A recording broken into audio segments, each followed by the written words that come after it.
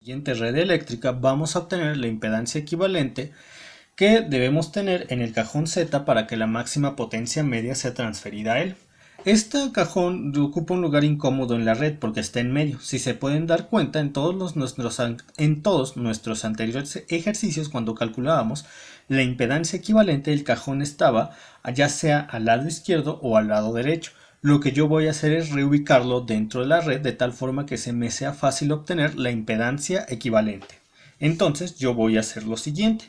Tengo aquí el nodo A minúscula que está conectado al capacitor, a la bobina de 4i de nuevo i. Lo voy a poner aquí y vuelvo a estar conectado a la bobina de nuevo i y a la bobina de 4i.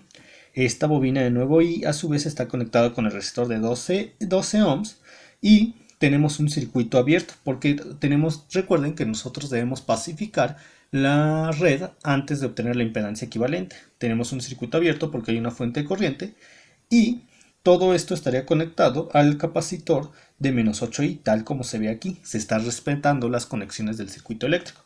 Ahora tenemos el nodo B minúscula que está conectado, que está aquí el nodo B minúscula y está conectado al capacitor. Por la otra rama tenemos a la bobina de 4i que está conectado a su vez al resistor de 3 ohms y que, como al anular la fuente de voltaje, hay un cortocircuito y ya se cerraría el circuito sobre el capacitor de 8i, tal como se ve aquí. Ya, es decir, pasamos de aquí de esta estructura de la red a esta estructura de la red donde todas las conexiones fueron respetadas, solamente que ahora el cajón Z está en el lado izquierdo de la red, por medio de la cual ya es fácil calcular la impedancia equivalente. Entonces tenemos aquí un circuito abierto, por lo tanto solamente nos iremos por acá. Sería 3 menos 4i, porque 8 menos 8i más 4i es menos 4i, 3 menos 4i, complejo conjugado sería 3 más 4i. Por lo tanto, nosotros ya sabemos que en el cajón Z debemos tener una impedancia de 3 más 4i para que la máxima potencia media sea transferida a él. Ahora, tenemos un circuito similar, donde yo quiero saber qué impedancia debe existir entre el nodo A minúscula y el nodo B minúscula para que la máxima potencia media sea transferida a él. Lo que yo voy a hacer es un cambio. Voy a voltear esta parte de la red eléctrica.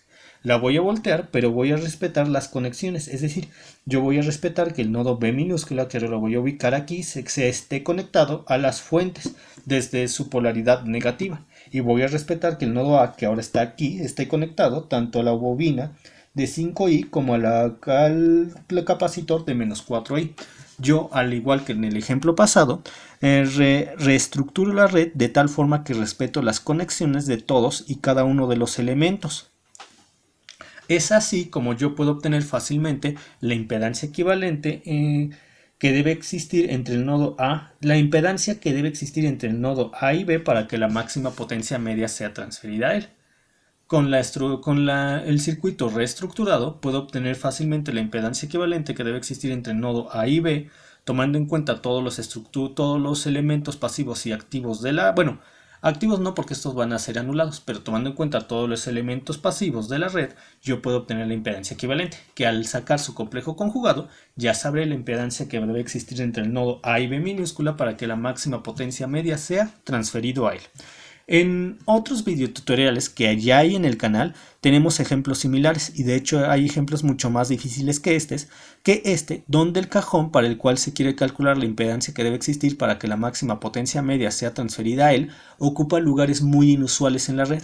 Se han resuelto esos circuitos y por medio del procedimiento que les estoy mencionando, y se ha obtenido la impedancia que debe existir para esos cajones de tal manera que la máxima potencia media sea transferida a él. Yo les pido que vean esos videotutoriales si quieren saber a más detalle cómo se resuelven este tipo de circuitos. Nos vemos en próximos videotutoriales.